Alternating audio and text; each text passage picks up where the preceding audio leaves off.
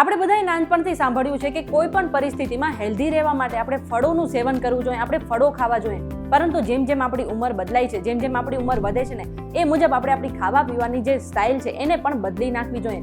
અને ખાસ કરીને 60 વર્ષની ઉંમર પછી 7 એવા ફળો છે જેનું સેવન કરવાનું તમારે છોડી નાખવું જોઈએ, નહીં તો તમે બીમાર પડી શકો છો. અને 60ની ઉંમર પછી જો તમે આ ફળો ખાવાનું ચાલુ રાખો છો ને તો તમને ડાયાબિટીસ થઈ શકે છે. આટલું જ નહીં, તમને બ્લડ પ્રેશરની સમસ્યા થઈ શકે છે અને તમારી કિડની પણ ખરાબ થઈ શકે છે. હવે ક્યાં છે ફળો એ જાણવા માટે આ વિડીયો આખો જોઈ લેજો. વિડીયો શરૂ કરતા પહેલા એક મહત્વની વાત, હવે જે આ ફિટ એન્ડ ફાઇન શોના જેટલા પણ વિડીયોઝ છે એ તમે યુટ્યુબ સિવાય અમારી વીટીવીની એપ્લિકેશન પર જઈને પણ જોઈ શકો છો. આ માટે તમારે વધારે કશું નથી કરવાનું. પ્લે સ્ટોર અથવા તો એપ સ્ટોરમાં જઈને અમારી વીટીવીની એપ્લિકેશન તમારે ડાઉનલોડ કરી લેવાની છે. એ પછી એપ્લિકેશનને ઓપન કરી લેવાની છે અને ત્યાં બિયોન્ડ વિડીયોઝનું જેટલું પણ ફોલ્ડર છે ત્યાં તમે ફિટ એન્ડ ફાઇન શોના દરેક વિડીયોઝ આરામથી જોઈ શકો છો. હવે આપણે વિડીયોને આગળ વધારીએ. તમે આવી ગયા છો વીટીવી ડિજિટલ પર, મારું નામ છે મેઘા. એવું કહેવાય છે કે 60 વર્ષની ઉંમર પછી આપણું મેટાબોલિઝમ ધીમું પડી જાય છે અને એ સમયે આપણે અમુક ફળો ખાસ કરીને છોડી નાખવા જોઈએ. જેમાંથી પહેલું છે કેળું. હવે જે કેળું છે આપણે બધી સિઝનમાં મળે છે, શિયાળો હોય, ચોમાસું હોય કે ઉનાળું, દરેક સિઝનમાં આપણે કેળા ખાવા જોઈએ.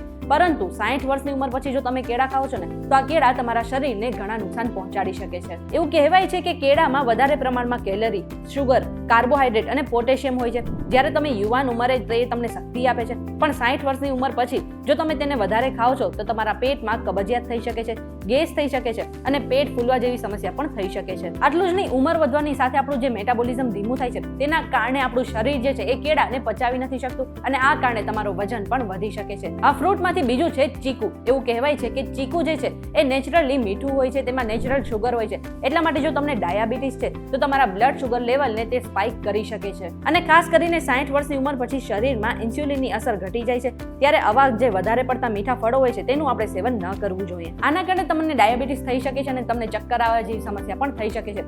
હવે ત્રીજું ફળ છે દ્રાક્ષ. એવું કહેવાય છે કે દ્રાક્ષને કારણે પણ તમારું બ્લડ શુગર લેવલ વધી શકે છે, કારણ કે દ્રાક્ષ જે છે એ પણ નેચરલી મીઠી હોય છે અને જે ખાટી દ્રાક્ષ હોય છે એનું સેવન કરવાથી પણ તમને સાંધાનો દુખાવો થઈ શકે છે. અને ચોથું ફળ છે કેરી. હવે જે કેરી છે તેને ફળોનો રાજા કહેવામાં આવે છે, પરંતુ આ ફળોના રાજામાં 80% જેટલું શુગર હોય છે અને જો તમે વધારે પ્રમાણમાં ખાઓ છો અને ખાસ કરીને 60ની ઉંમર પછી જો કેરીનું વધારે પડતું સેવન કરો છો ને તો તમને ડાયાબિટીસ થઈ શકે છે. આટલું જ નહીં, કેરીની તાસીર ગરમ હોય છે અને તેને વધારે પ્રમાણમાં ખાવાથી તમને એસિડિટીની સમસ્યા પણ થઈ શકે છે. અને પાંચમું ફળ છે અનાનસ.